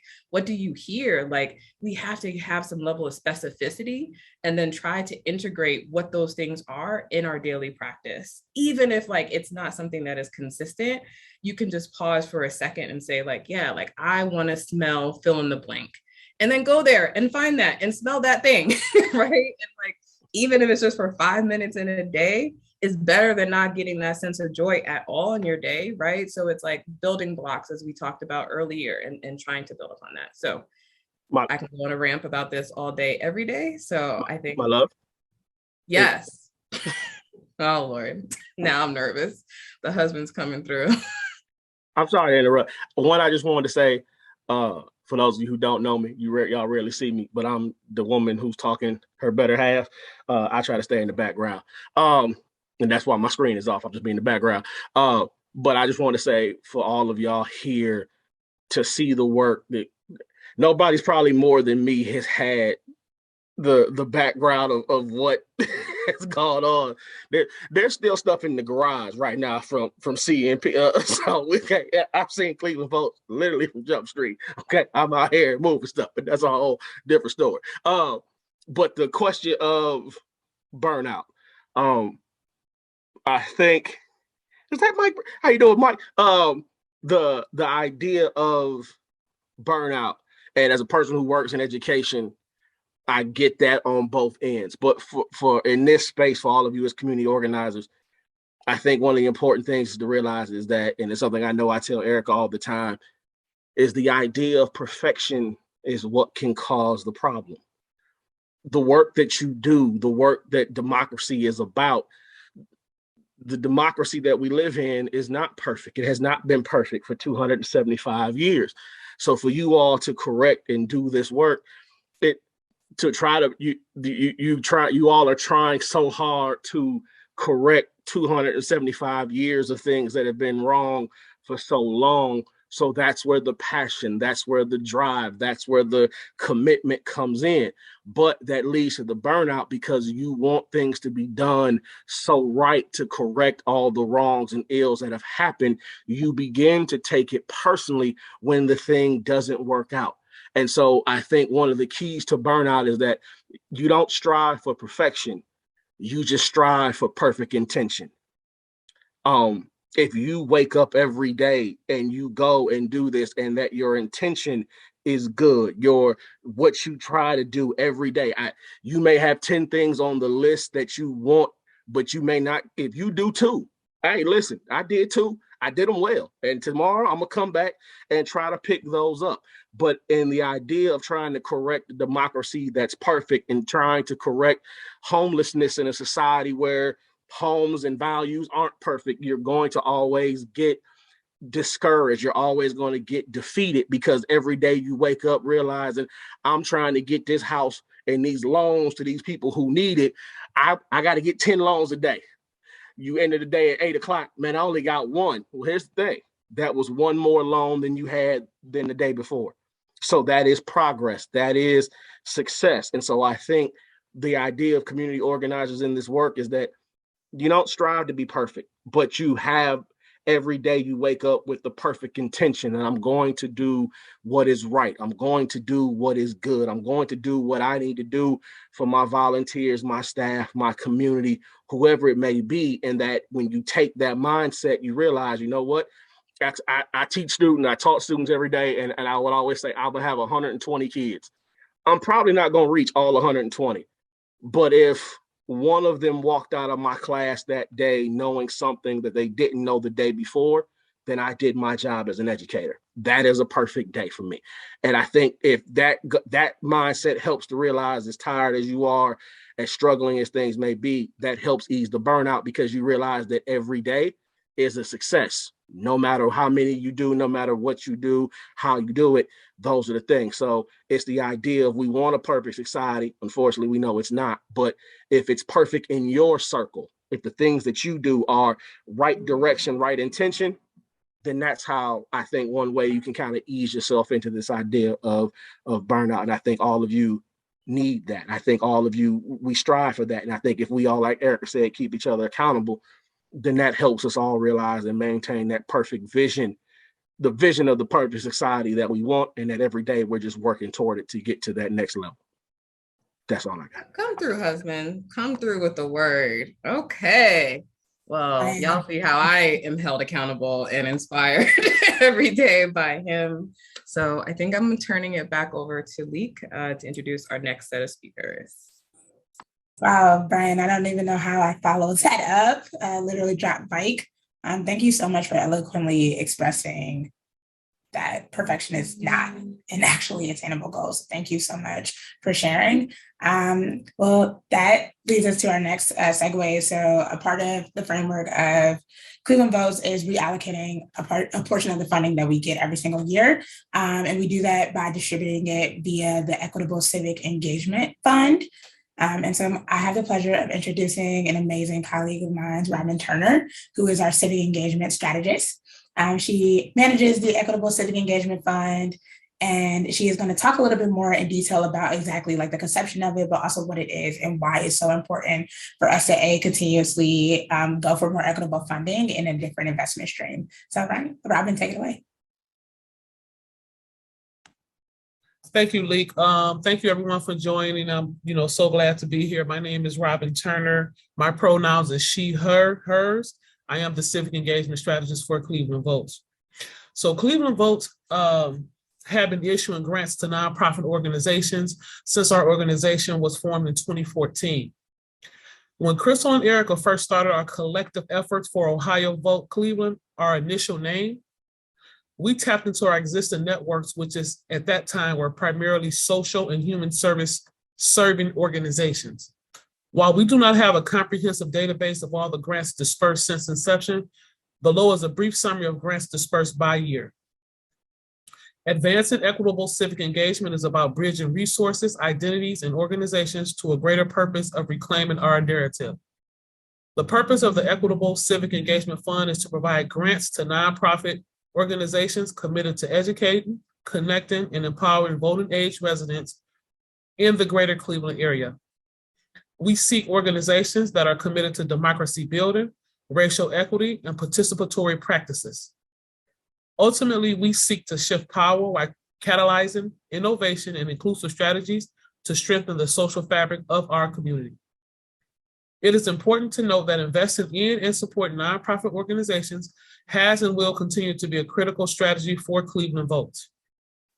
There are many factors that impact a nonprofit's ability to effectively conduct and implement their civic voter engagement activities. For organizations that have low to medium-sized budgets and or staff capacity, enduring the cyclical nature of national and traditional philanthropy can be quite challenging. And while our monetary investments have not but large in comparison to what a traditional foundation may invest, our grantee partners receive non-monetary benefits that we do believe increase the value of our investments. While it has ebbed and flowed throughout the years in some shape or form, the Cleveland Vote staff has always provided technical assistance and thought leadership partnership to our grantee partners. The evolution of that support has culminated in what we now call our community of practice, which will be explained in more details below. The events of 2020 pretty much had everyone turned on their heads. Between the global health pandemic, horrific murders of Black and Brown people of our communities, racial reckonings protests, presidential election in 2020 census, it felt as if we never hit the pause or stop button. Thankfully, due to our many established relationships, we were able to not only provide the most grants in one calendar year that our organization had ever administered, we were also able to work in concert with local foundations to support fundraising for census efforts.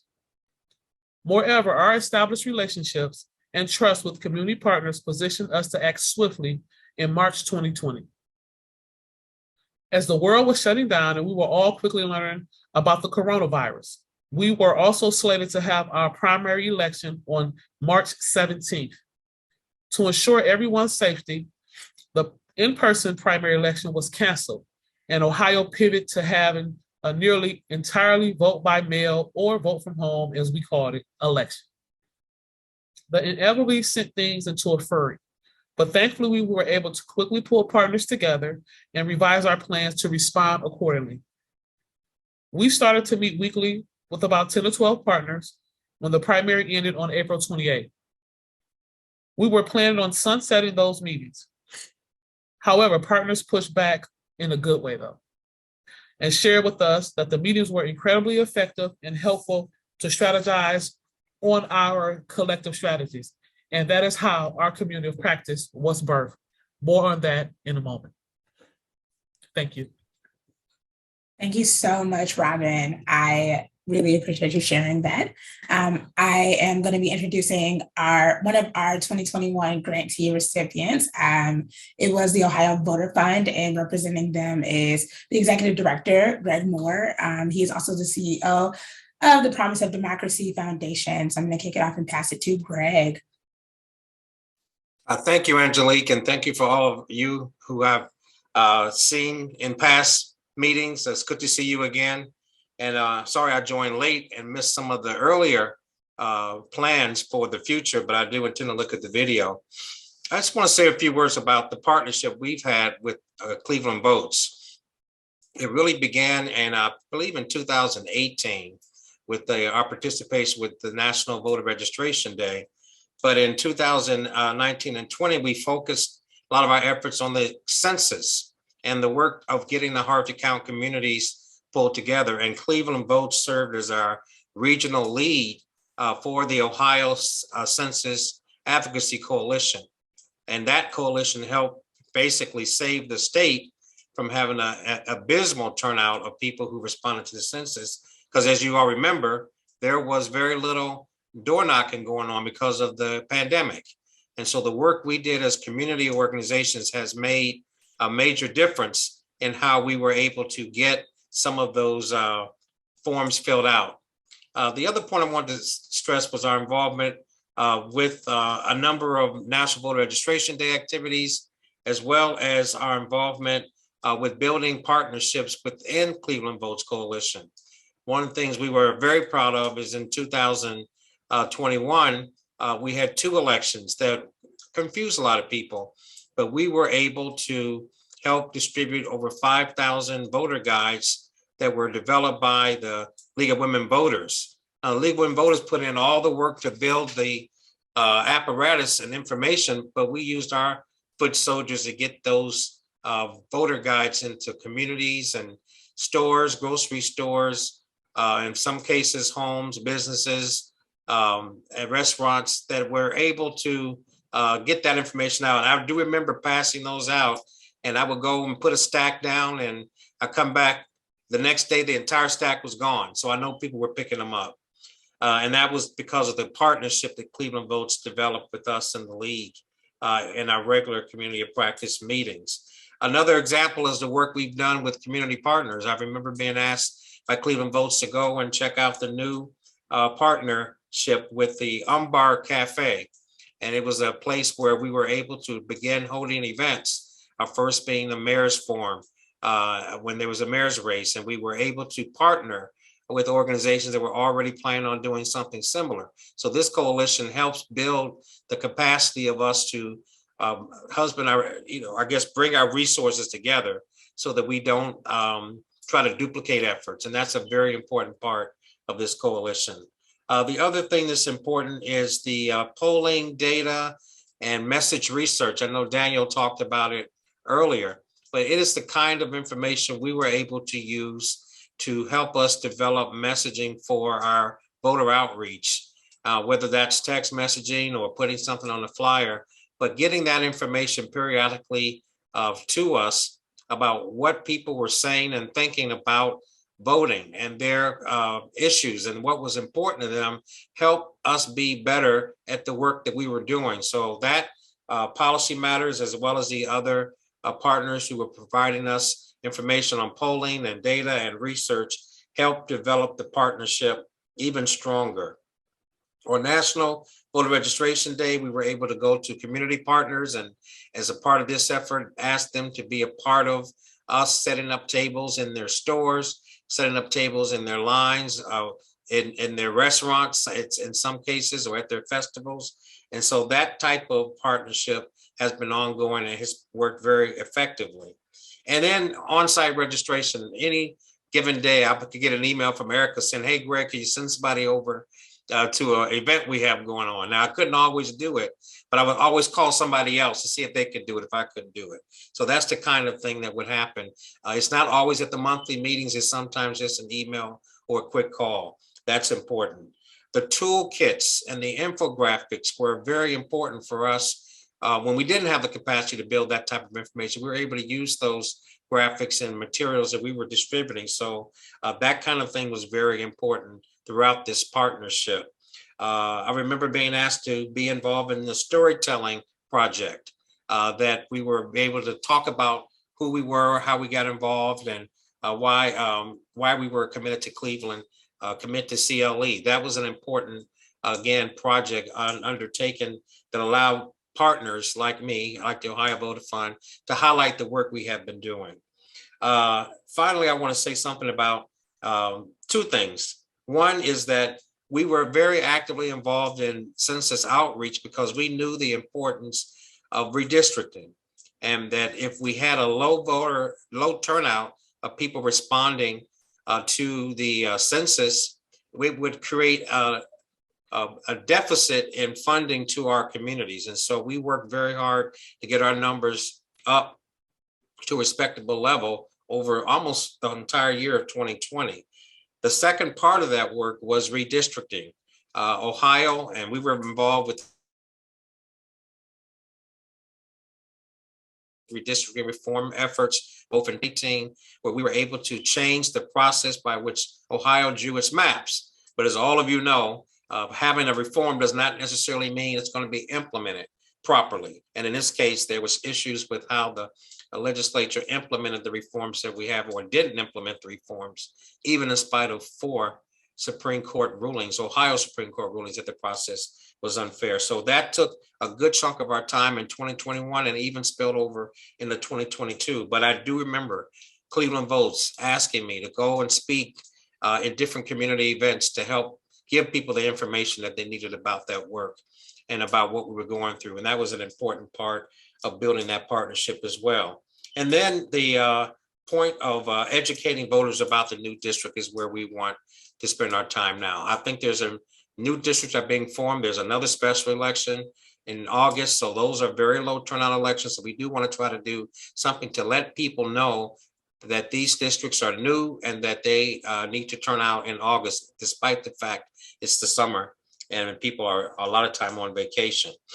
Probably the final thing I want to say is that, and it gets back to what was being discussed earlier about keeping your spirits up and not being burnt out, because we faced a lot of that.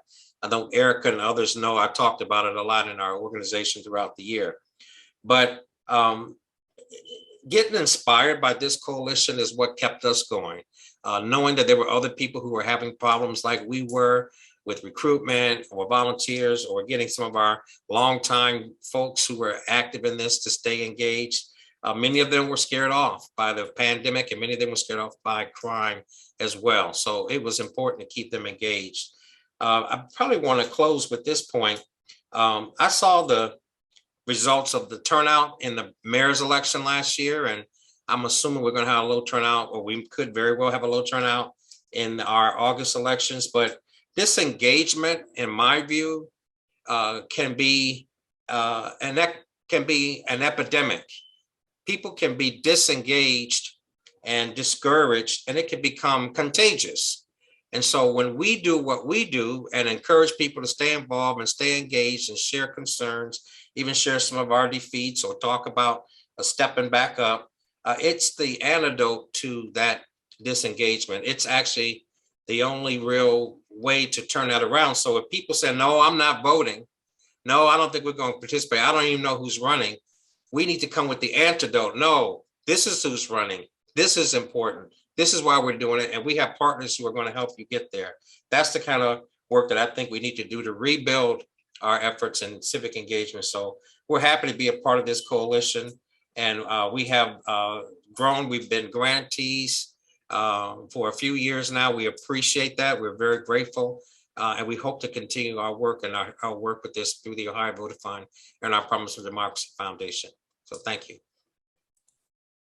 Thanks, Greg. Thank you so much for sharing. If you want to drop your email in there, I think that there's a few people that mentioned that they wouldn't mind volunteering with the organization. We're going to close it up with our final partner. It's Meelak Rashid. She is representing Smart Development, Inc. They were also a recipient of our 2021 Equitable Civic Engagement Fund. A little bit about Meelak. She is the development director at Smart Development. And Smart Development is a local 501c3 community improvement and social service organization. They specialize in serving the refugee, immigrant, and non-English speaking community, as well as a nonprofit consultant and community organizer for the local Arab/Middle Eastern community in Northeast Ohio. Smart Development has been a grantee partner of Cleveland Vote since 2020, which is an awesome fact. Thank you so much for sharing that, Meelak. And so without further ado, I'm going to pass it over to her and let her share a little bit more about her organization. Thank you, Angelique. And I share a lot of the same feelings and experiences that Gregory shared with regards to how Cleveland Votes takes their leadership to a level that I have not previously seen in Greater Cleveland when it comes to mobilizing, community organizing, and also democracy building, and really getting the community involved and reclaiming their power is what I feel is the best way to describe how Cleveland Votes also emboldens their grantee partners to get out there and mobilize in the community. Community organizing is not something I formally always myself knew. So taking this leadership role when we first became a grantee partner of Cleveland Votes was a little nerve-wracking for me, because I think oftentimes when you think about democracy building and voter engagement and voter registration, it could seem a little scary, just I think, especially considering what we've seen, the larger community and society at large and what their experiences are. So with knowing that the communities that I personally come from, the communities that Smart Development serves, being a part of the broader disenfranchised and unengaged community, I knew that this could be a great opportunity. And the one beautiful thing I want to make sure to mention, with the monthly community learning sessions that Cleveland Votes has with all grantee partners on a monthly basis to collaborate together, build together, bounce ideas, and share ideas. One of our main goals and all of the work we've always done as a grantee partner was to have and increase the capacity for language access with voter resources and voter education across Greater Cleveland and Northeast Ohio. And through the partnership with Cleveland Votes and meeting other wonderful entities like the League of Women Voters, we were able to build additional partnerships where we were translating material for the League of Women Voters for the primary election guidebook that they created for the mayoral as well as the different ward races in 2021. We created the material and translated it, our team and volunteers in Arabic, to make sure that there was equitable access to information so everybody can be engaged and informed when they're going out to vote, whether it's on the mayoral level or also on the ward level. We also developed relationships with Great Lakes, which they created a voter guide as well as we helped translate a playbook in Arabic for the Ohio Debate Commission, so people can really continue to remain informed and engaged. I think one of the most notable experience I had was with the ride sharing program, the effort that came out last year in the 2021 election, where there was free rides to the polls, translating in Pashto and Arabic with volunteers in our team, on sharing it on social media, LinkedIn, Facebook, hearing direct feedback from people commenting, saying that they have chills, that they finally feel heard and seeing material in their own native language, was, I think, one of the biggest moments I knew that this is the work that Cleveland Votes does, and the flexibility and the trust that they put in their grantee partners to do the work that they know is going to impact the communities, that they put trust knowing what your communities, serve them how you need to serve them. The technical assistance and the guidance, as well as especially in the heightened times of COVID, providing an abundant amount of PPE and printed material just for us to be able to do our work and be on the ground, is something that I think will always remain with me and why we were able to accomplish what we did.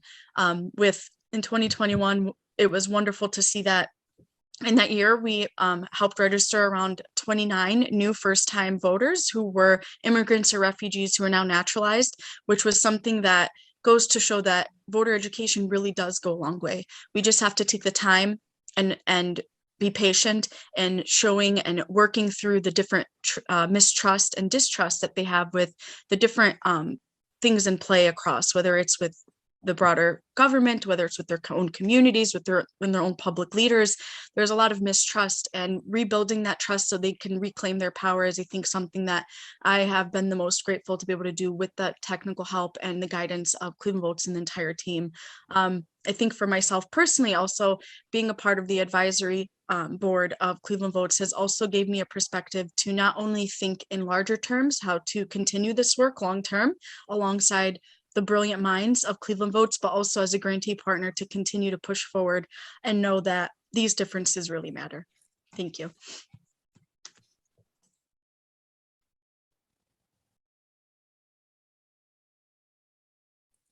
Thank you so much, Meelak. Oh, sorry, Erica. No, I just want to make sure you got it. Yeah, so thank you all for attending. I really appreciate you all spending your Thursday night with us as we launch our strategic plan. If you all are free and you would like to meet some of us in person, we will be doing this exact same thing tomorrow at 4 o'clock at Breakforth Studios. Just send us over an email if you'd like to join. And without that, I'm just going to let our ED finish us out. Thank you so much, Lique. And again, thank you to the entire Cleveland Votes team and M-State team for all the preparation. There's many planners on this call, so you know what goes on behind the scenes to prepare for an event and the coordination with our speakers. We take our partnerships and our relationships really seriously. I'm like trying not to tear up hearing Meelak and Greg and everybody talk, because it just, it brings me back to a time in 2020 when we had a lot of uncertainty. And despite that uncertainty, there was a level of peace, for me at least, that I was surrounded by those that I knew loved me and I loved them, and that we could figure it out together, even though there was a lot of interruption and, sort of pauses and starts and pauses and starts. So hearing our last two speakers for me just really brings me back to that year of a lot of hardship, but also a lot of joy. So before I get crying, I'm gonna close this out and thank everyone again for joining us this evening. We're gonna drop a couple of links in the chat here, so you'll have an opportunity to see the full plan. It's up on our website. And Tasha will drop in the link here. We would appreciate if you can just take literally like 2 minutes, if that, to complete our survey. We're always looking for ways to improve the way we not just carry space, but honor space for our community, and always want to be improving upon that. And then just thank you. We are really committed to this being a collective roadmap, not just that of our organization. There's no way the number of folks on our staff could carry this entirety of this plan alone. So we look forward to your continued partnership. We look forward to continuing to experience joy together. And with that, just have a wonderful evening. Be healthy, be safe, and be well. Thank you so much. Thank you. Bye-bye. I guess I can do a little outro music. It gotta be Beyonce.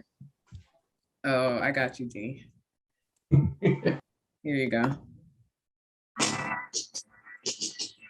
Just for you, Mr. Dickey. Thank you.